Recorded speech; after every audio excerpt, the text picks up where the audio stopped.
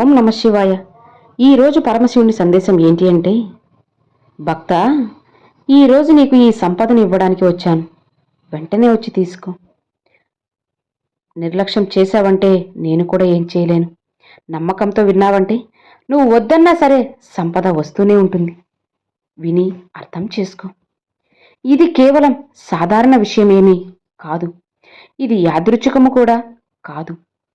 ఈరోజు నీ కళ్ళ ముందు ఈ పరమశివుడు వచ్చారు అంటే అది నా ఆహ్వానం. నువ్వు పట్టించుకోకపోతే నీ బంగారు భవిష్యత్తుని వదులుకున్నట్లవుతుంది. ఈరోజు విశ్వంలోని అన్ని నక్షత్రాలు నీ వైపు నిలబడ్డాయి. నువ్వు సంవత్సరాలుగా చూడని ఆ ధనం అకస్మాత్తుగా నీ దగ్గరికి రాబోతుంది.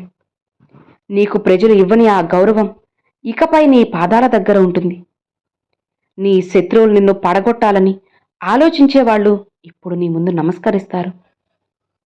కానీ ఒక్క షరతు, ఈరోజు ఈ దివ్య సందేశాన్ని మధ్యలో వదిలేయడం తప్పు.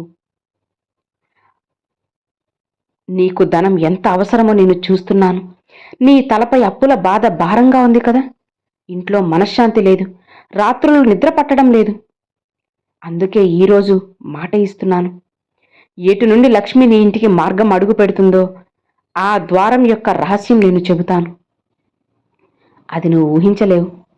రాబోయే రోజుల్లో నీ అదృష్టం ఎలా మెరిసిపోతుందో ఇదే ఆ క్షణం. నేను చూశాను. నువ్వు చాలా బాధని అనుభవించావు, చాలాసార్లు గాయపడ్డావు, అలానే చాలాసార్లు కన్నీరు కార్చావు. నా జీవితం ఏమీ మారదు, ఇక ఇంతే అని. కానీ ఈరోజు ఈ దివ్య స్వరం నీకు చెబుతోంది, నీ ఆలోచన తప్పు. నేను నిన్ను ఎప్పుడూ విడవలేదు, నీతోనే ఉన్నాను. నువ్వు ఏం కోల్పోయావో దానికంటే 1000 రెట్లు ఎక్కువ నీకు అందిస్తాను. నీవు నీ మహాదేవుడిపై విశ్వాసముంచు. నీ హృదయంలో స్థానం ఉంటే ఇది విను. నీ జీవితంలో ఎన్నో పోరాడావు కదా.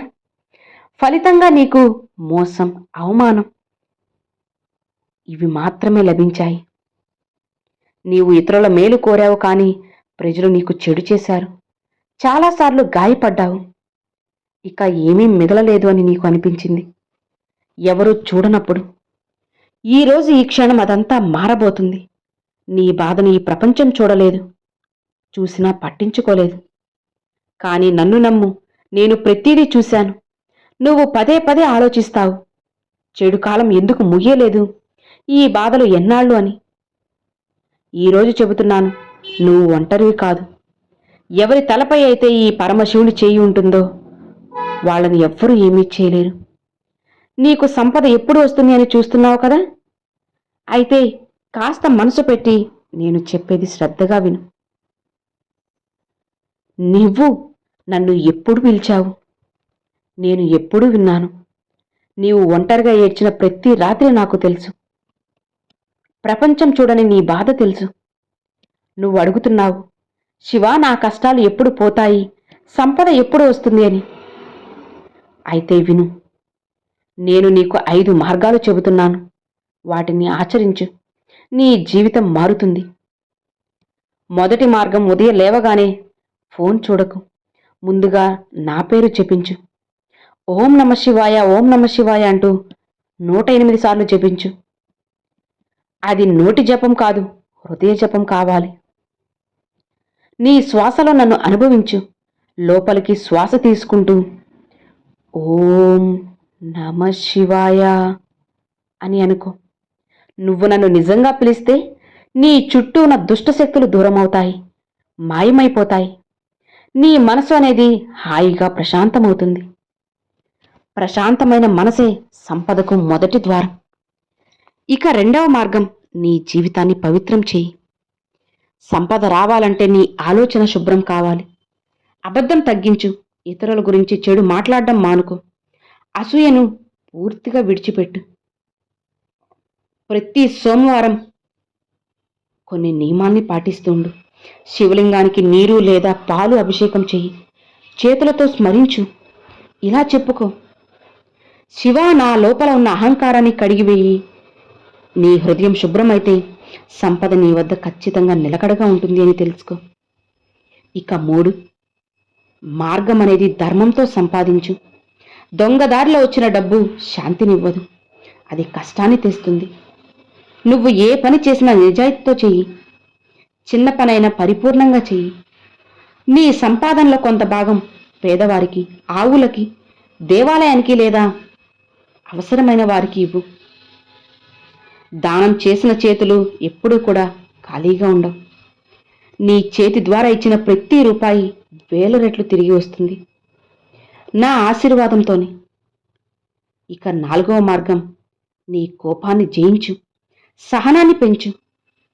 నీ కష్టాల్లో ఎక్కువ భాగం నీ కోపం వల్లే వచ్చింది.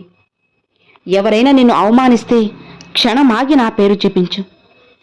సహనం ఉన్నవాడి ఇంట్లో లక్ష్మి నిలుస్తుంది, అధైర్యం ఉన్న చోట దారిద్ర్యం నివసిస్తుంది.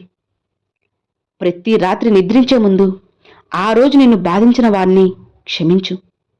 అలా చేసినప్పుడు నీ కర్మ బంధాలు కరిగిపోతాయి. ఇక ఆఖరిది 5వ మార్గం, భయాన్ని విడిచి ధైర్యంగా అడుగువేయి. నువ్వు చాలాసార్లు అవకాశాన్ని కోల్పోయావు. భయంతో. నేను నీతో ఉన్నప్పుడు నీకు ఎందుకు భయం? కొత్త పని ప్రారంభించు, కొత్త ఆలోచన ప్రయత్నించు.